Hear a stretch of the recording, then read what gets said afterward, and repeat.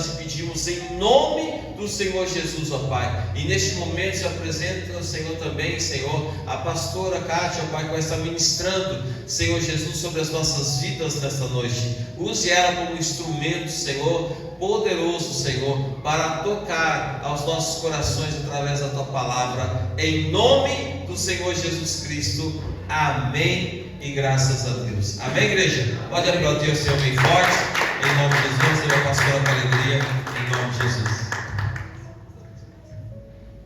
Glória a Deus. Sabe os irmãos na paz do Senhor, amém? Amém. Glória a Deus, né? Que culto gostoso, glorioso na presença de Jesus.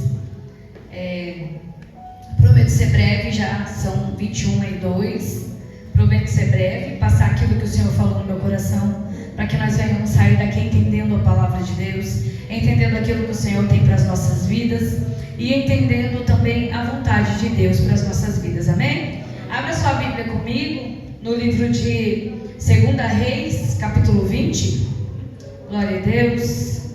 É um texto bem conhecido, muitas pessoas já pregaram essa palavra que o Senhor colocou no meu coração, mas eu creio que o Senhor tem poder para falar, né, diferente aos nossos corações e nos trazer uma luz diferenciada para que nós venhamos a enxergar aquilo que os nossos olhos naturais ainda não estão enxergando, amém?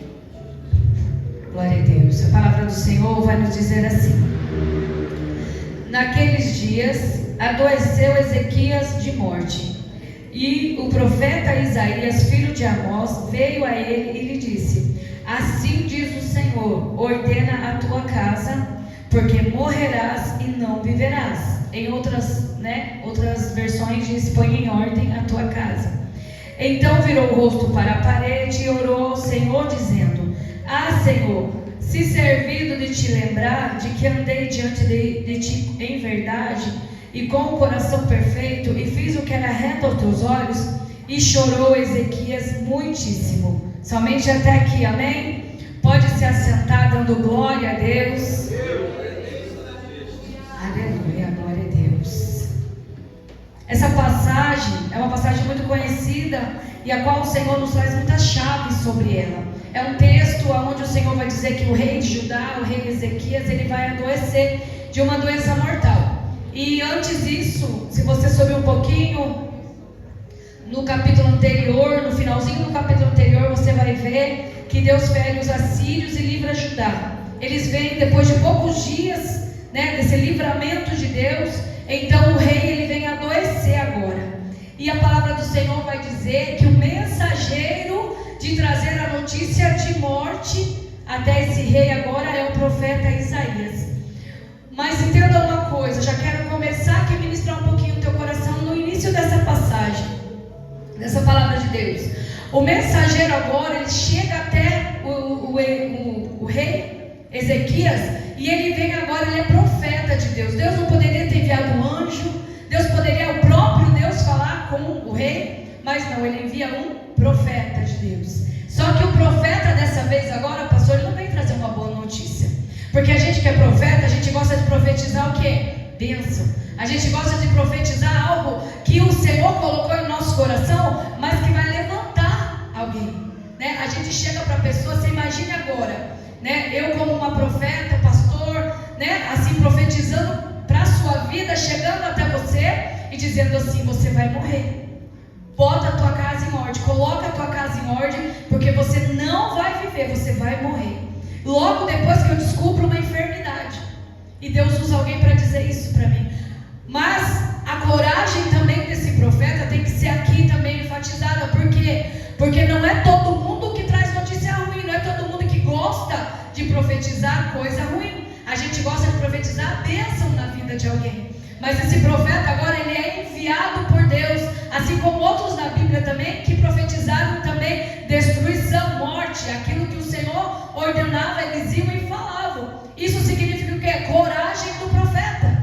A coragem desse profeta também, ela tem que ser aqui exaltada, e dos outros profetas, porque no dia de hoje, o profeta gosta de entregar chave de carro, chave de apartamento, chave de casa, gosta de entregar bênção, gosta de entregar prosperidade, mas quando ele tem que chegar para alguém e dizer: bota a tua casa em ordem porque você vai morrer, ele retrocede, ele vai para trás, ele não vai falar aquilo que o Senhor realmente entregou para ele. Talvez por medo, né? Falta de coragem, talvez por medo daquela pessoa não gostar e se virar contra ele. Mas aquele que é profeta do Senhor e sabe quem fala com ele, entrega qualquer recado que o Senhor mandar. Glória a Deus.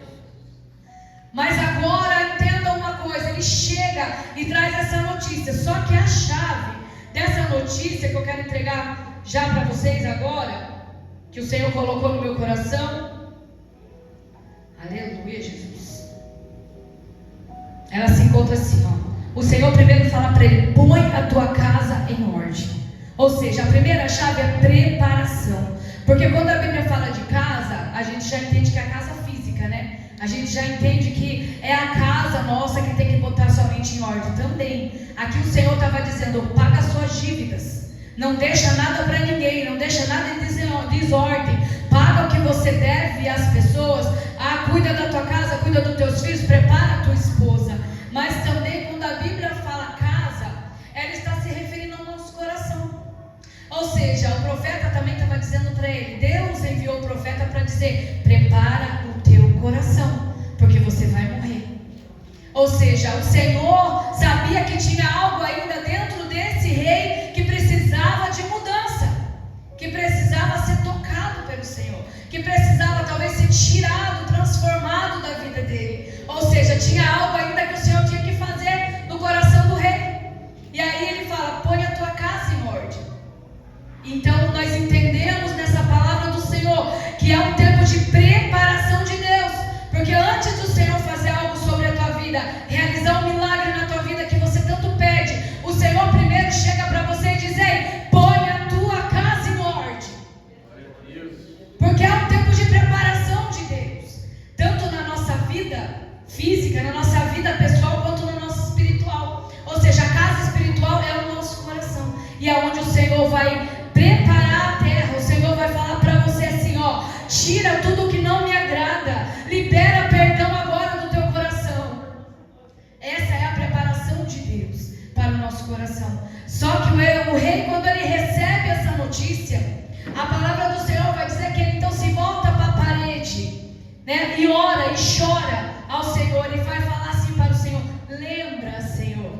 O Senhor se lembra de que eu andei com fidelidade diante do Senhor. O Senhor se lembra dos tempos que eu te servi, como eu fui fiel, que eu servi ao Senhor, que eu andei em obediência ao Senhor. Mas ele se vira para a parede, sabe por quê? Porque ele tira os olhos das pessoas e coloca os olhos em Deus. Ele tira os olhos de todo mundo que possa estar enxergando ele, e ele se vira para a parede, onde representa o secreto com o Senhor. Porque nós temos tempo de secreto com Deus. Muitas das vezes, quando as pessoas estão passando por um tempo de tribulação, estão passando por um processo de dor, de luto, as pessoas às vezes se afastam um pouco, né, pastor? Às vezes a pessoa não quer vir para a igreja, e as pessoas às vezes julgam e falam assim: mas por que aquele irmãozinho não está vindo? O que aconteceu? Mas ela está passando por um processo, ele está passando por um processo tão difícil, que ele não quer ver ninguém, não quer falar com ninguém, mas quer somente ouvir a voz de Deus, quer falar com Deus, quer ver a presença de Deus agir naquele momento de dor, naquele momento de cenário totalmente desfavorável, ao qual aquele filho agora está inserido. E nós temos que entender que às vezes nós precisamos do nosso secreto com o Senhor. Às vezes a gente precisa de um refúgio, se esconder um pouquinho, porque o processo com Deus está doloroso demais. Mas ele tem uma atitude diante de um diagnóstico de morte. Ele poderia se revoltar, ele poderia então, né, fazer uma rebelião ali entre o povo, ele poderia chorar e estar em depressão, mas não, o que ele faz? Ele vai orar ao Senhor, ele vai para o secreto com o Senhor, ele vai dizer para o Senhor: Senhor, o diagnóstico é de morte, mas lembra, Senhor, que eu sou teu filho, que eu te obedeço, que eu ando com fidelidade diante de ti, Senhor. Mas o Senhor se esqueceu?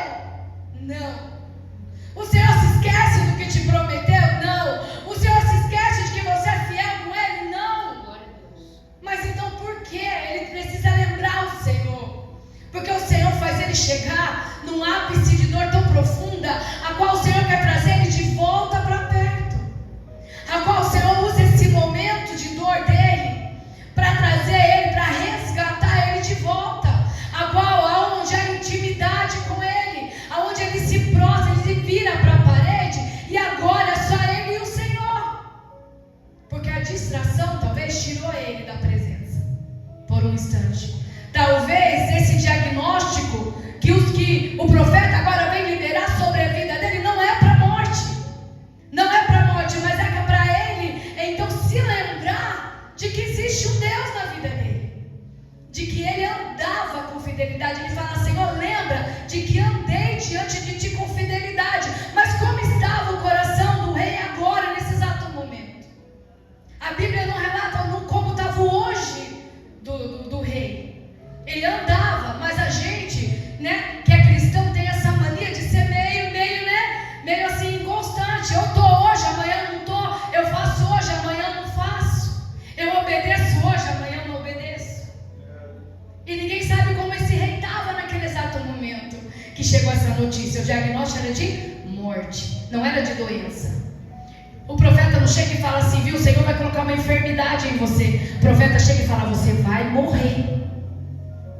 E diante disso ele vai buscar o único que pode fazer. Porque naquele momento ele não tem que lembrar o Senhor, mas naquele momento ele se lembra do Senhor. Você está entendendo? Às vezes os processos chegam na minha e na tua vida, mas não é para nós lembrar o Senhor que fomos fiéis com o Senhor. Não é para lembrar o Senhor do tempo que andamos com o Senhor. É para o Senhor lembrar a nossa cabeça, a nossa mente, que há um Deus que pode todas as coisas. E que para esse Deus nada é impossível. Eu não sei o que aconteceu nessa guerra. Eu não sei como estava esse rei diante disso. Não sei como estava o coração dele. Mas eu só sei que a atitude dele mudou todo um cenário onde era morte, passa a ter vida. Então ele ora. O profeta vai embora. Só que antes do profeta sair do meio daquele lugar do pátio, a palavra do Senhor vai dizer que antes que ele saísse lá do rei, lá perto do rei, do castelo, não sei onde eles estavam lá, antes que ele saísse para fora do pátio, no portão, Deus fala com o profeta de novo, porque Deus ouve a oração do rei. Deus fala com o profeta: volta, porque aonde era a morte agora vai passar a ter vida, e vida em abundância. Então ele volta e vem trazer de novo uma outra notícia. Mas entenda, isso daí vai confundir um pouco, porque o mesmo profeta que traz o diagnóstico de morte, agora ele é enviado para trazer o diagnóstico de vida. E aí como é que fica a cabeça desse rei? Mas agora era morte, agora é vida, e daí? E Deus usa mesmo para confundir. Deus, ele faz exatamente isso, ele usa para confundir. Por quê? Porque muitas das vezes a gente leva uma palavra de Deus para alguém, uma profecia para alguém, e naquele momento a profecia não é boa. Mas você já pensou que depois de uns dias você vai até aquela mesma pessoa e a profecia muda totalmente o cenário? Naquele instante a profecia é outra, e aí a pessoa vem e começa a questionar o profeta. Ela não vai nem questionar Deus, ela vai questionar o profeta. Mas esse profeta disse aquele dia que era uma coisa, agora o profeta vem trazer outra notícia. Só que isso geralmente é dias depois, mas agora foi na mesma hora, foi no mesmo momento. Mas porque não teve dúvida no coração do rei? Porque foi na mesma hora que o rei tinha acabado de virar para a parede e foi feito essa oração: lembra, Senhor. Foi imediato. A mudança foi imediata, a mudança do cenário, do diagnóstico foi imediato. O Senhor atendeu, o Senhor teve misericórdia do rei, atendeu a oração. Sabe por quê? Porque a oração teve verdade, teve sinceridade, teve lágrima. E uma coisa linda que eu vejo nessa palavra do Senhor é que a palavra vai dizer assim, que o profeta chega até o rei e diz: o rei Deus ouviu a sua oração e viu as suas lágrimas. Isso significa que nós temos um Deus que nos vê e que nos ouve. Nós temos um Deus que está com os olhos postos sobre nós a 24 horas por dia, e também com seus ouvidos inclinados para nos ouvir a oração, a súplica. O problema é que a gente às vezes custa acreditar que esse Deus está nos vendo e que esse Deus está nos ouvindo. Porque mediante a situação a qual estamos enfrentando, a gente acaba ficando meio incrédula com a situação. A gente não consegue com os olhos da fé enxergar que esse Deus está com os olhos postos em nós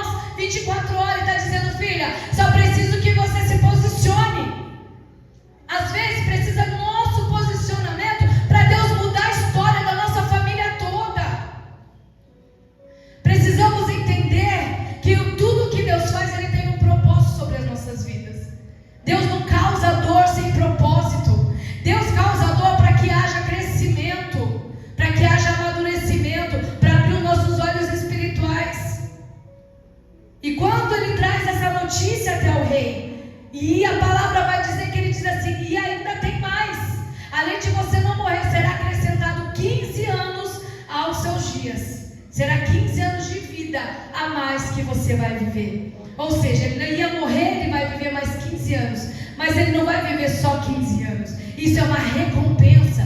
É como se Deus estivesse recompensando o tempo dele. Sabe o que é isso? É Deus trazendo para você hoje uma recompensa do tempo de dor, do tempo de choro, do tempo de lamento, do tempo de sofrimento. Deus estava dizendo assim: eu vou te recompensar por todo o tempo de dor, de sofrimento que você já passou. Imagina Deus chegando para mim, para você, dizendo assim: você vai viver 80 anos, mas você vai viver 95. Eu vou acrescentar, sabe por quê? Porque eu vi a tua luta. Eu vi os dias que você passou no hospital. Eu vi os dias que você passou num leito. Eu vi os dias que você passou em guerra dentro da tua casa. Eu vi os dias que você passou na escassez. Eu vi o dia que a tua família foi bombardeada. Eu vi os dias que te humilharam lá atrás. Eu vi os dias que você pediu a morte e a morte não te encontrou, porque eu não deixei. Mas eu vi o dia que você chorando lá dentro do teu quarto pedia misericórdia, porque senão você não aguentaria mais. E era Deus dizendo para você, depois de tudo isso: ei, eu vou recompensar todo o teu tempo perdido. Eu vou acrescentar tempo na tua vida. Sabe por quê? Porque eu ainda tenho propósito na tua vida. Glória a Deus. Eu ainda tenho propósito para tua casa. Eu ainda tenho propósito para os teus filhos, para a tua família. Eu ainda tenho propósito para o teu casamento.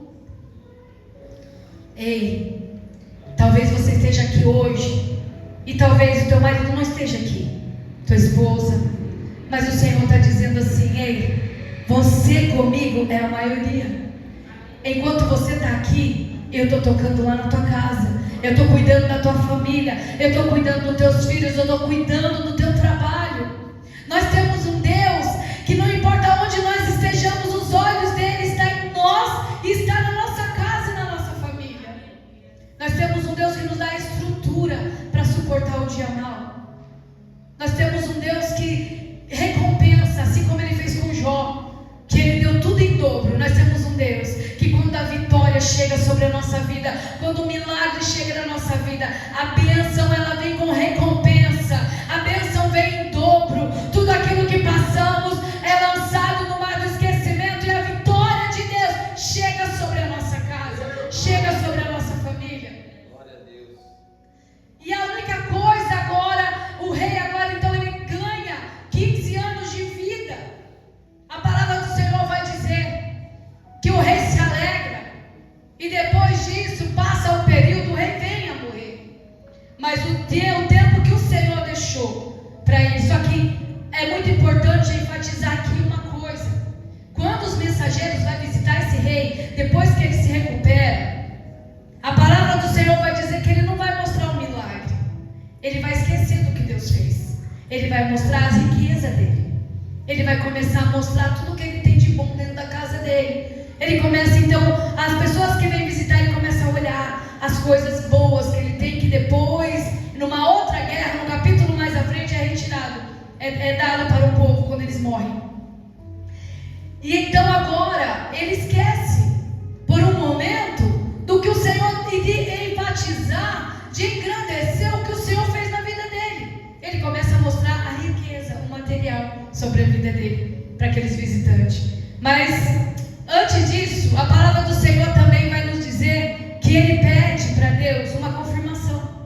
Ele fala para Deus que para ele crer realmente que o Senhor vai cumprir a promessa na vida dele, ele precisa de uma confirmação de Deus.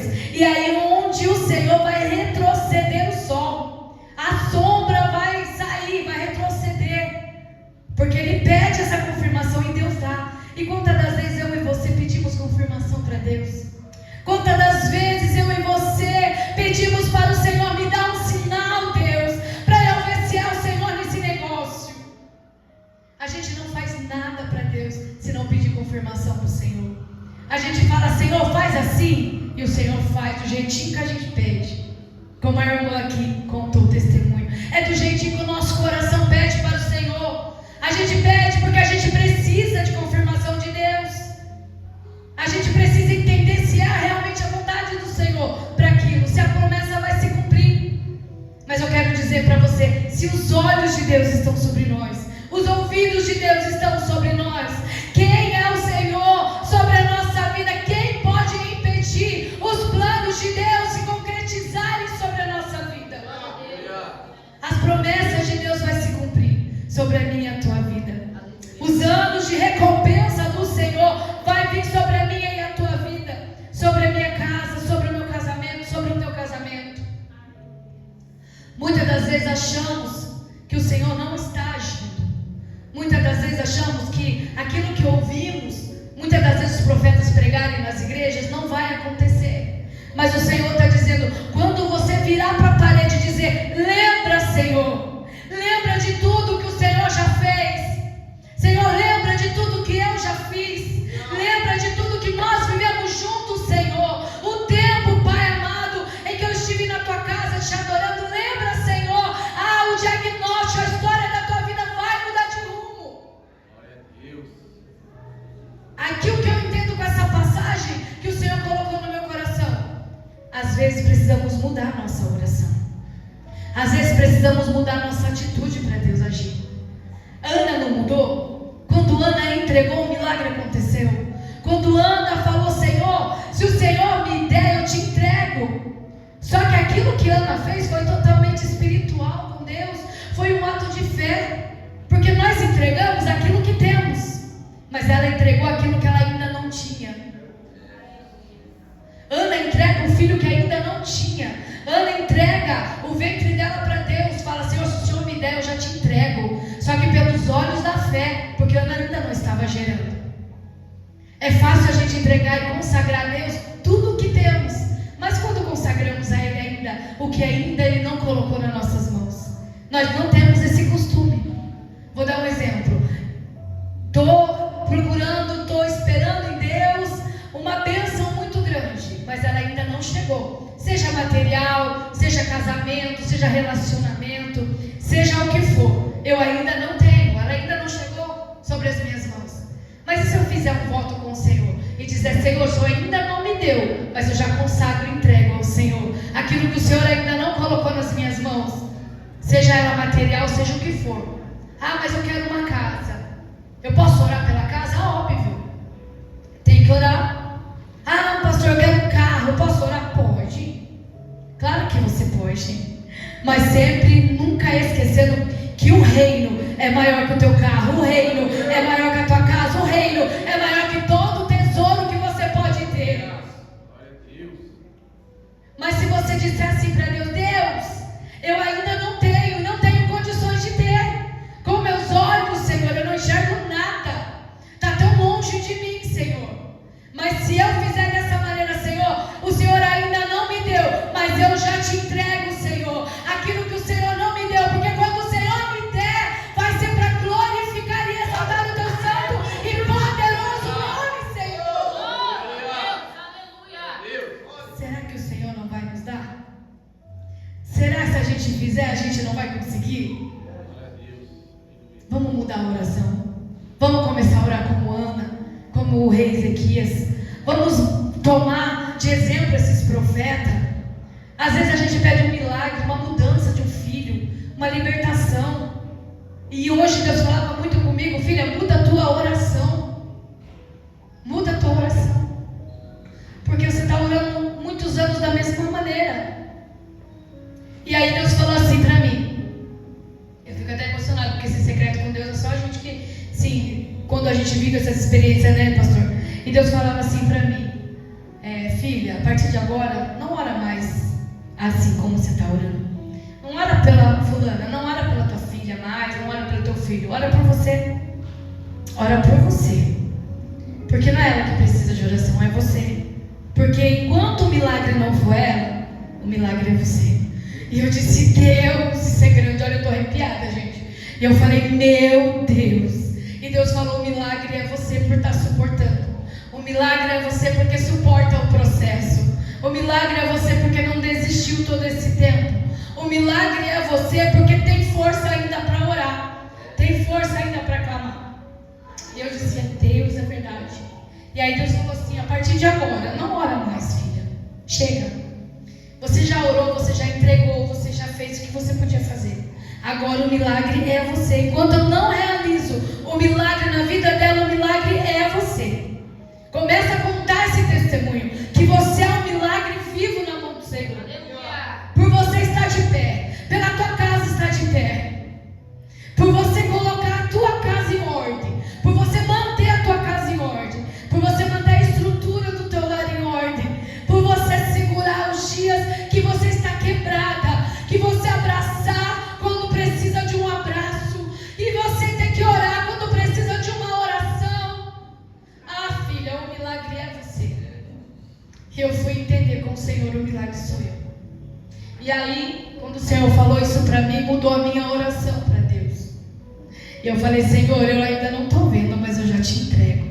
Senhor, eu ainda não estou vendo o milagre, mas eu já entreguei nas tuas mãos, porque eu entendi, Senhor, que o tempo é teu, que aquele que retrocedeu o sol, aquele que fez a chuva parar, aquele que abriu o mar, para ele fazer um milagre na minha e na tua vida, não custa nada, mas o tempo é dele.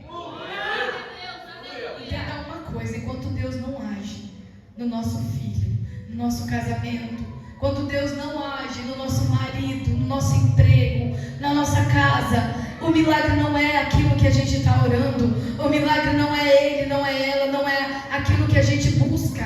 O milagre sou eu, é você que está de pé. O milagre é você. Todos os dias olhe para Deus e agradeça pela estrutura que o Senhor tem te dado para suportar o tempo da espera. O milagre é você enquanto o teu casamento não chega. O milagre é você enquanto o prometido de Deus não chega para a tua vida. Porque tem anos que você tem orado, tem clamado, tem suportado, mas quem está suportando a tua estrutura é Deus. Então você é o milagre de Deus. O milagre é você.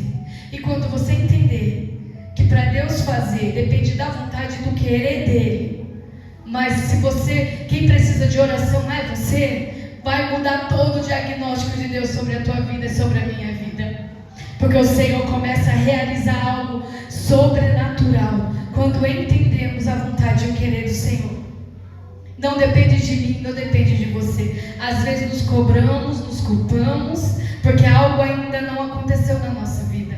E a gente se culpa se eu estou errando, se está errado, se o caminho está errado, se a oração está errada, se estamos fazendo o que é errado. E o Senhor está dizendo assim, não está errado, ninguém está orando errado, você não fez errado, você não educou errado, você não está tratando o teu marido ou tua esposa errada, você só precisa entender que o tempo da mudança é minha, mas o milagre é você. Enquanto você espera, eu te curo. Enquanto você espera, tem bênção liberada para a tua vida, para a tua alma e para o teu coração. O tempo da espera é de cura sobre a nossa vida. Enquanto esperamos a promessa, o Senhor cura dia após dia o nosso coração. Amém? Você coloca de pé nessa noite. Glória a Deus. Quero chamar a Giovana para estar adorando aos